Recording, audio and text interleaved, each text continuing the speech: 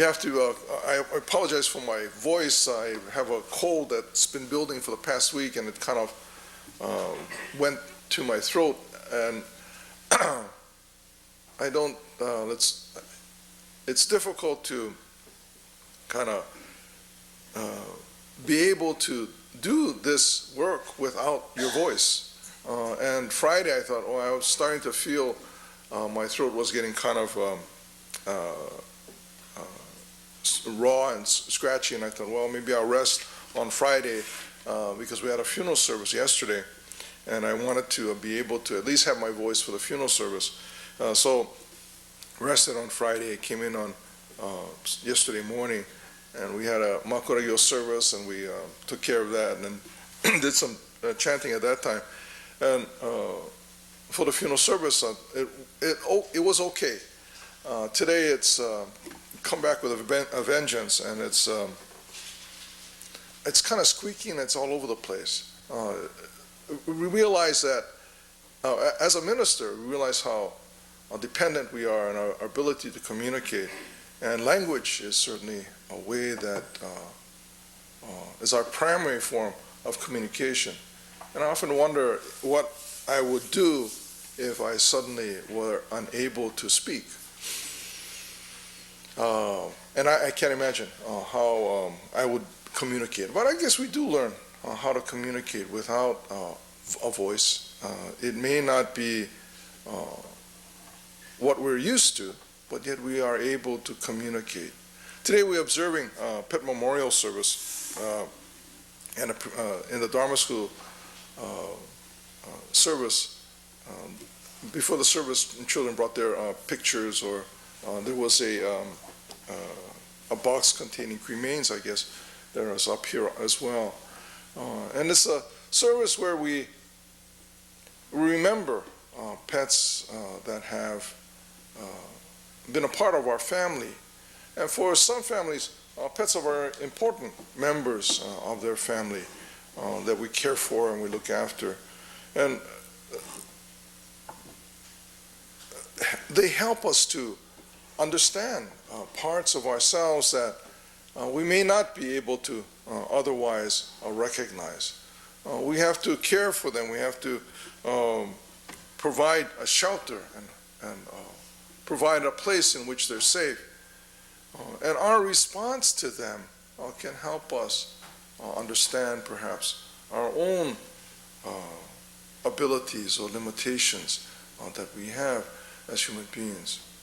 Our family has had pets for years and years.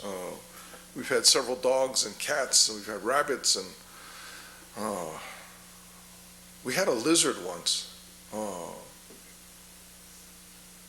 And that was Sarah's lizard. And we had it in our aquarium tank where we used to keep fish, and we had empty then. And we put the lizard in this tank, and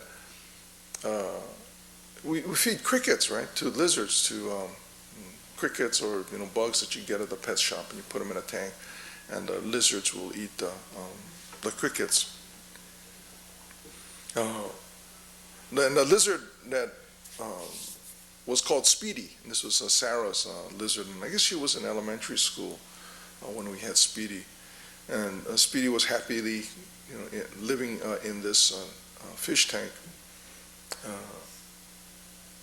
and Sarah would feed Speedy crickets, and I guess Speedy wasn't eating all of the crickets, and so the cricket population was kind of growing in this now former fish tank, now terrarium.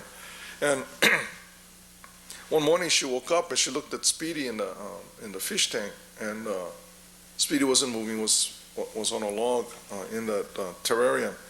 When she looked carefully at him, Speedy was just kind of a skeleton, and the crickets actually had eaten Speedy. Oh yeah, be careful how many crickets you feed your lizards. I guess Speedy must have died, and then the crickets ate what remained of Speedy. It was really interesting. It's kind of surprising. But we've had all of these kinds of experiences unexpected learning experiences. I guess it was Sarah also. Sarah's well, okay, so for a while Sarah was raising snails. And this again was in elementary school, so we had a soda bottle and had some dirt in it, and there were snails in this kind of a small little terrarium, and snails were, it's amazing how many snails can grow, how quickly they can propagate, even with that limited space. Yeah, that was kind of weird too. We've had normal animals as well.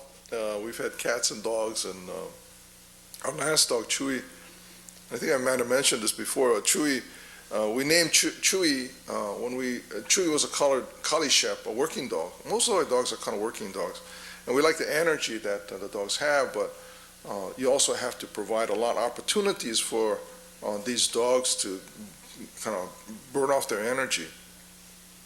But Chewy,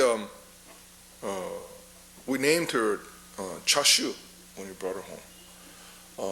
And that was my idea, because we wanted to teach her how to bow, so we could say Chashu bow. Ta-da! Okay, so that was Chewy. Was not named after Chewbacca, of greater renown. Was named after this bun that we could call and say Chashu bao. Our relationship with our animals help us to discover much about ourselves. I mean, communications that we normally rely on are ineffective. Even if we use language to say to a dog or a cat to do this, it may or may not communicate what we intend. The consequences of our relying solely upon our verbal communication can affect not only our expectations, but also how on the behavior of the animal. And if we rely only on our verbal skills to, and okay, I'll ask again.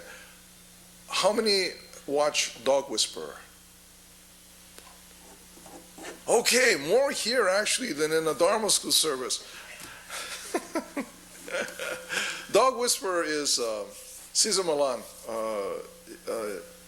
who has built really this kind of an empire around his ability to rehabilitate animals, rehabilitate dogs, and train owners. What is it? Is that what he says? Train owners and rehabilitate dogs. Okay.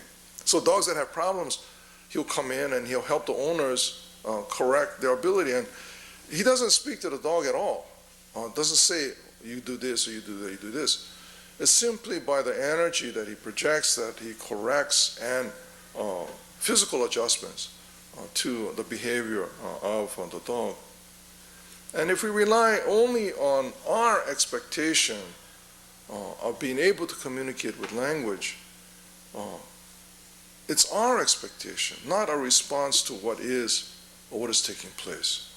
In Buddhism, we understand that the difficulties that we experience come out of this kind of expectation that we have of ourselves and of the world around us. And when those expectations go unfulfilled, then we feel frustration or difficulty, or we experience hardship, or cause hardship for others. And so the intent of Buddhism is to resolve these difficulties by simply seeing things clearly, not through our own expectation.